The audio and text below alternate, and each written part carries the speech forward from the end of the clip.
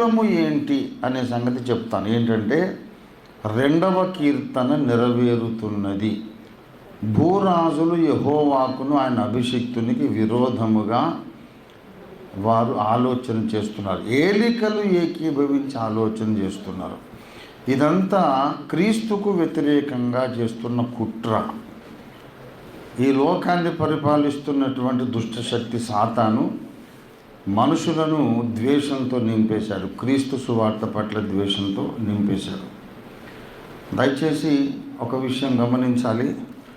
అప్పుడు మమ్మల్ని వెలివేశారు, మాకు తిండికి లేదు, మేము బాధలో ఉన్నాం కనుక బ్రిటిషర్స్ మమ్మల్ని ఆదరించినందుకు అందులోకి వెళ్ళిపోయాం, హిందువులు బాధ పెట్టినందుకే కన్వర్ట్ అయ్యాం అని ఈనాటి క్రైస్తవ నాయకులు చెప్పడం దయచేసి మానుకోవాలి. అది వాస్తవం కాదు. అటువంటి ఉపన్యాసాలు చేయకండి. ఇంకా further you are insulting Christianity.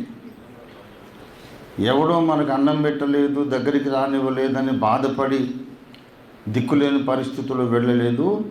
సువార్త అనేది ఒక లాజిక్ను బట్టి వ్యాపిస్తుంది. Logically it is proven that Christ is only the saviour. He is the only saviour. తర్క ప్రకారము మెంటల్గా కన్విన్స్ అయ్యి ఒప్పించబడ్డోడు నమ్ముతారు. Economic financial situation maybe a second reason. Main reason అది కాదు. మెయిన్ రీజన్ అదైతే కోటీశ్వరుడైన సాధు సుందర్ సింగ్ ఎందుకు రక్షణ పొందాలా? భగత్ సింగ్ గారు ఎందుకు రక్షణ పొందాలా? అసలు పౌలు ఎందుకు రక్షణ పొందాలి? ఆయన కోటీశ్వరుడు. పులిపాక జగన్నాథన్ గారు, చౌదరి పురుషోత్తం గారు ఎందుకు రక్షణ పొందాలి? కాబట్టి there is the logic that convinces people. ఒక తర్కబద్ధమైనటువంటి ఆర్గ్యుమెంట్ ఉంది, క్రీస్తు తప్ప వేరొక మోక్ష మార్గం లేదని. ఆ లాజిక్ అపీల్ అయినప్పుడు ఎవరి మనసుకు అది అపీలింగ్ అనిపిస్తుందో వాళ్ళు నమ్ముకుంటారు. నమ్ముకున్నారు కనుక తర్వాత సహాయం పొందుతారు, అది వేరే విషయం. మేము మీకు పాలపిండి గోధుమ పిండి ఇస్తాము, మీరు కన్వర్ట్ కండి అని మార్చలేదు. వాళ్ళు అనేక నిరూపణలను బట్టి, ఆధారాలను బట్టి యేసే రక్షకుడని తెలుసుకొని గ్రహించి నమ్మారు కనుక క్రీస్తులో మన సహోదరులు అనే ప్రేమతో సహాయం చేశారు తప్ప మేము సహాయం చేస్తాం మారండి అని చెప్పలేదు. ఇది తప్పు. క్రైస్తవ నాయకులు ఇలాంటి ఆర్గ్యుమెంట్ మీరు ఎప్పుడు మాట్లాడొద్దు. తెలియకపోతే తెలుసుకోండి, తెలియకపోతే తెలుసుకోండి. భారతదేశంలో మొట్టమొదట కాన్వర్ట్స్ ఎవరంటే తిరువాంకూరు మహారాజా వారి ఆస్థాన పురోహితులు 300 మంది బ్రాహ్మణ పురోహితులు యేసు ప్రభు వారి మొట్టమొదటి అపోస్తలుల్లో 12 మందిలో ఒకటిన తోమ అక్కడికి వచ్చినప్పుడు అక్కడ ఒక అద్భుతం జరిగింది. తోమా గారి ద్వారా ముందు first converts of India are Brahmins and not Dalits. ఎందుకు వెలివేసినందుకు నమ్మాము, అన్నం లేనందుకు నమ్మాము, ఎందుకు మాట్లాడుతున్నారు? మరి వాళ్ళకేం తక్కువైంది? There is a power in the gospel that convinces people. Mentally convince అయి నమ్మారు తప్ప గతి లేక ఏం నమ్మలేదండి. సువార్తను దయచేసి అవమానించకండి. లాజిక్ ప్రకారం నమ్మారు. లాజిక్ ప్రకారమే ఎవడెదురొచ్చినా సరే మేము కన్విన్స్ చేస్తాము, ప్రూవ్ చేస్తాం యేసు ప్రభు నిజమైన దేవుడని. పిల్లరా, ఆ 300 మంది బ్రాహ్మణ పురోహితుల పిల్లలు 2024 సంవత్సరాల నుండి కేరళలో ఆ బ్రాహ్మణులు వాళ్ళు వాళ్ళే పిల్లల్ని ఇచ్చిపుచ్చుకొని అదొక కమ్యూనిటీ తయారైంది, అదొక డినామినేషన్ అయింది. దాని పేరు మార్ తోమా సిరియన్ చర్చ్. మార్ తోమా సిరియన్ చర్చ్ అంటే ఆఫ్ తోమా అని. సిరియా దేశం నుండి తోమా ఇక్కడికి వచ్చాడు. మీరు ఎక్కడి నుంచి వచ్చారు ఏంటంటే సిరియా నుండి అన్నందుకు మార్ తోమా, ఆఫ్ తోమా సిరియన్ చర్చ్. మార్ తోమా సిరియన్ చర్చ్ మన రామ్నగర్లో చర్చ్ ఉంది.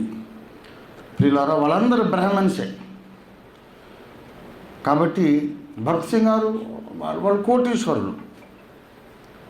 పాలపిండికి గోధుమ పిండికి నమ్మారంటే మరి కోటీశ్వరులు ఎందుకు నమ్మారు? ఎవరు ఆలోచించారేంటి? సువార్తను అవమానించకండి.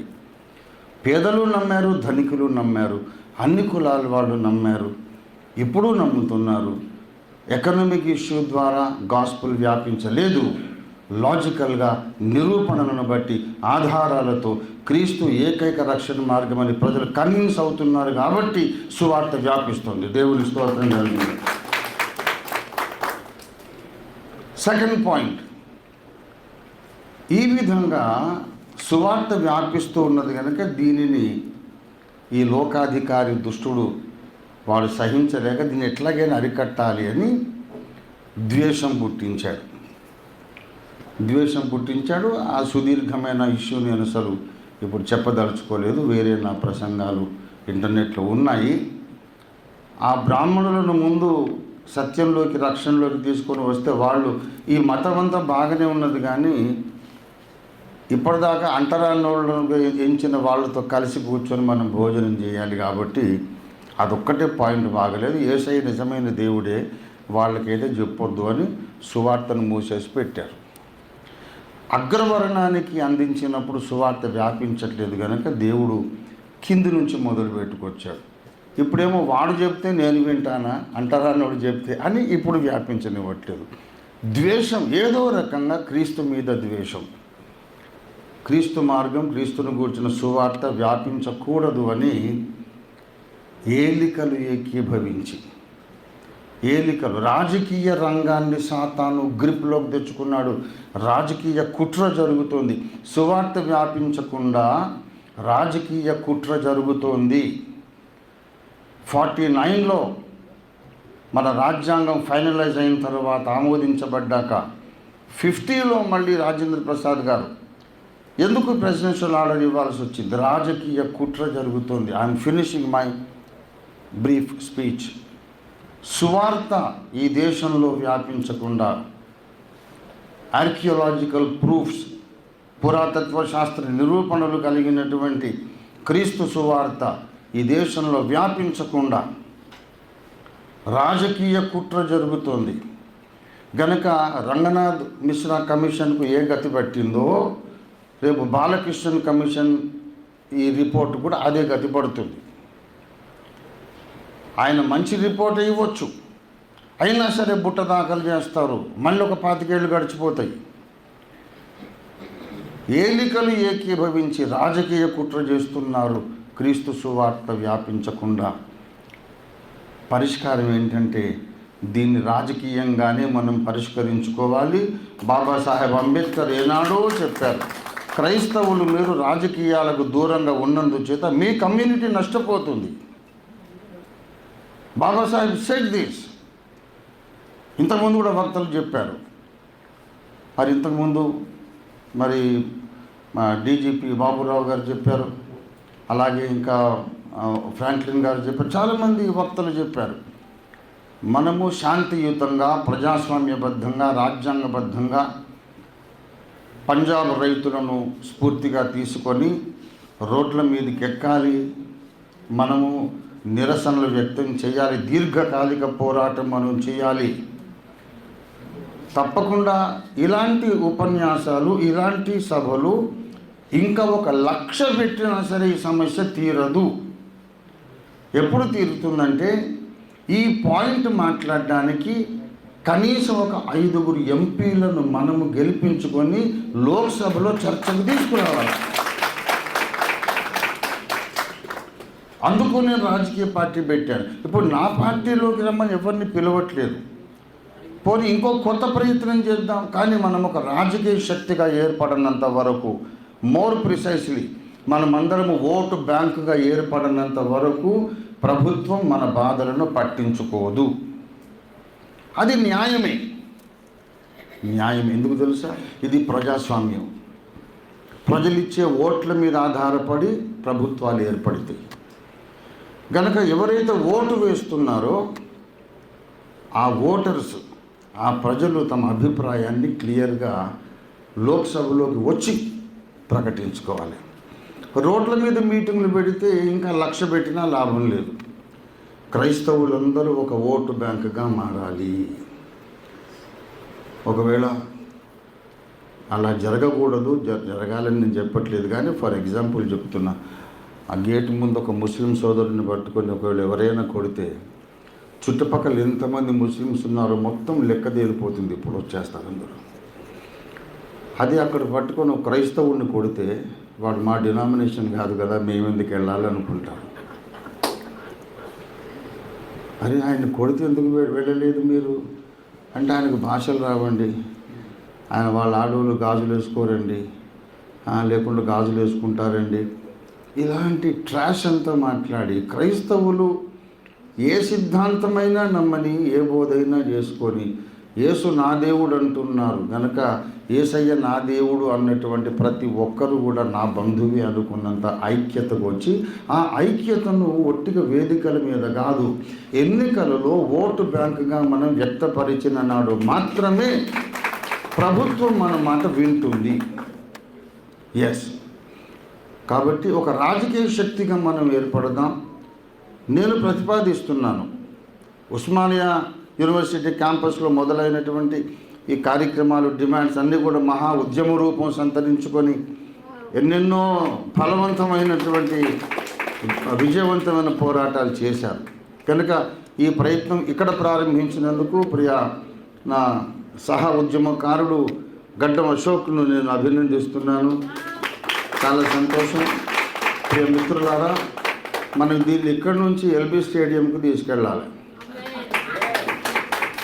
దళిత్ క్రిస్టియన్ ఇష్యూని ఇంకా బైబిలు, వేదాంతము, సిద్ధాంతం అంతా పక్కన పెట్టి అదంతా సరే రక్షణ కోసం అది కావాలి, కానీ మా రాజకీయ హక్కులు మాకు వర్తింపజేయండి, అమలు చేయండి అని డిమాండ్, ఓన్లీ వన్ డిమాండ్.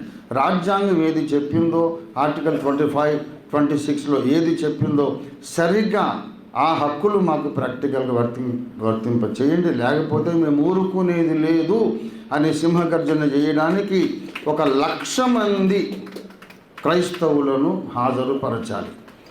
ఇదే ధ్యేయంగా మనము పోరాటం ముందుకు తీసుకెళ్ళాలి. అది జరగనంత వరకు ఇలాగ ఎన్ని సమావేశాలు పెట్టినా మనల్ని చూసి నవ్వుకుంటారు తప్ప అసలు కేర్ చేయరు. ప్రియ మిత్రులారా, మనకు తెలుసు బెన్నీ హిన్ గారు బెంగళూరుకు వచ్చినప్పుడు స్వస్థపరిచే క్రూసేడ్, ఆ ఒక్క క్రూసేడ్ని చూడడానికి 35 లక్షల మంది వచ్చారు. 35 lakhs ఆఫ్ పీపుల్. మా హక్కులు మాకు వర్తింపజేయమనడానికి 1 లక్ష రారా? ఎందుకున్నారు? రప్పిద్దాం, మేము అదే పని మీద ఉన్నాం, తప్పకుండా అసెంబ్లీ చేస్తాము, చేయగలుగుతాము అని నా ప్రగాఢమైన నమ్మిక.